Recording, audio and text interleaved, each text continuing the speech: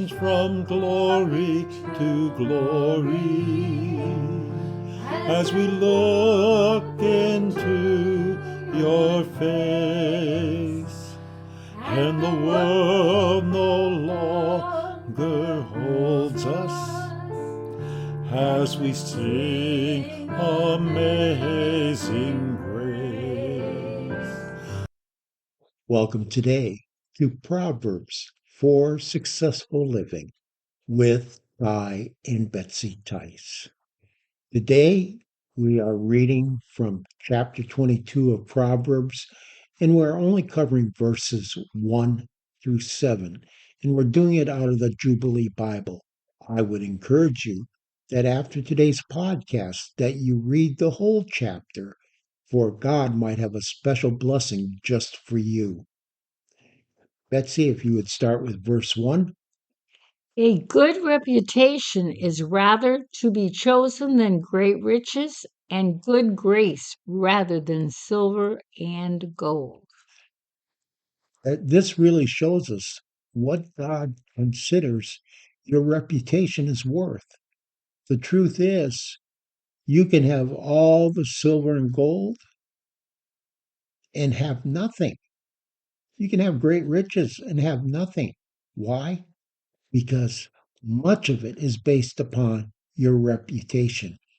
Which one of us cares about somebody who appears to be extremely wealthy but has a bad reputation?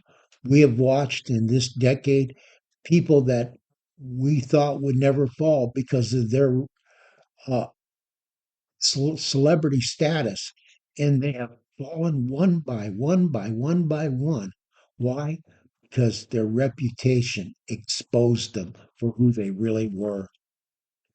Rich and poor meet together. The Lord is the maker of them all. In other words, my friend, it doesn't matter if you're rich or if you're poor. We stand before the same God who is just in his dealings to all, whether you be rich or whether you be poor. A prudent man foresees the evil and hides himself, but the simple pass on and receive hurt. Consider this. Do you hide yourself from evil? Do you keep yourself away from it? Or do you foolishly step into it only to receive the hurt that it's going to eventually give to you? Riches and honor and life are the remuneration of humility and of the fear of the Lord.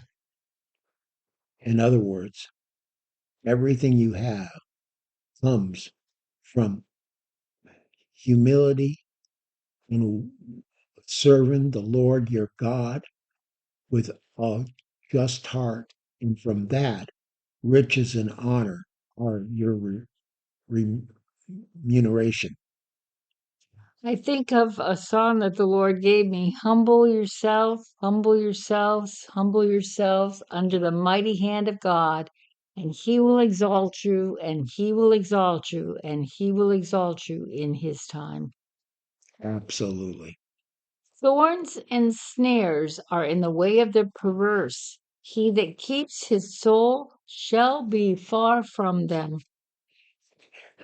I think of somebody wandering upon a smooth grass lawn, or someone who foolishly goes into the briar and the thickets of the woods behind, and boy, they come out a terrible mess. Train up a child in the way he should go. Even when he is old, he will not depart from it. Thank you, Mom and Dad. I stop here and consider the way that my mom and dad and Betsy's mom and dad raised us both. And oh, yeah, did we try to run from where they stood? Both of our parents were preachers. We didn't want to be preachers. That was the last thing in the world either of us wanted. And, well, look where we are 51 years later when we got married. Oh no, I'm not going to be a preacher. I'm going to be a lawyer. Betsy, I'm going to be a teacher. Well, she half fulfilled hers, and I kind of fulfilled mine, but it wasn't in the way that I perceived it to be. It was the way that God perceived it to be. And I would like to say, train up a child in the way he should go. That means set an example. Yes. Sometimes parents wonder they said all the right stuff, they took the child to church, but they lived like the devil. Guess what? The child was watching how you lived. Or even worse, they sent the child to church. I remember several of our churches where we had more children than we had adults because the parents figured that their sending their child was a good babysitting service for them while they slept in. All wrong, my friends. The rich rules over the poor, and the borrower is slave to the lender. I don't know quite what to say beyond this point, but even Jesus said, the poor you will always have with you. And the rich rules over the poor. Now, how he rules is going to be between him and God, but we can also say that the borrower is a slave to the lender.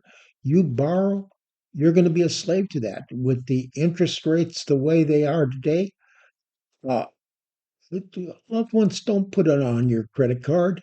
You are becoming a slave to the lender. And many of them, if you were to pay the minimum payment, you would be dead before you'd pay off what you owe. And with that, my friends, we're going to say, be blessed today. Be blessed in the Lord. Walk in his riches. Walk in his grace. And above all, desire to know his word. God bless you and go with you this day.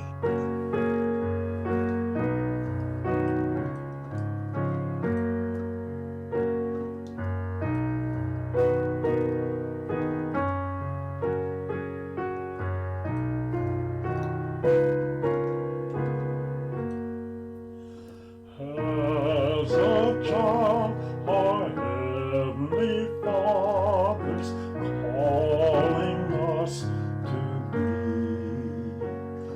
Trust in Him with all our hearts, until His dear face we shall see. We can boldly trust our Father, for he loves us so. He sent his only Son to save us while we were in sin here below. Life and love and joy and peace are what the Father gives. We must then be subject to the Father of spirits and live. If we ask of him a fish, will he a serpent give? No, he gives good gifts unto us, that we might abundantly live. As a child, our Heavenly Father's calling us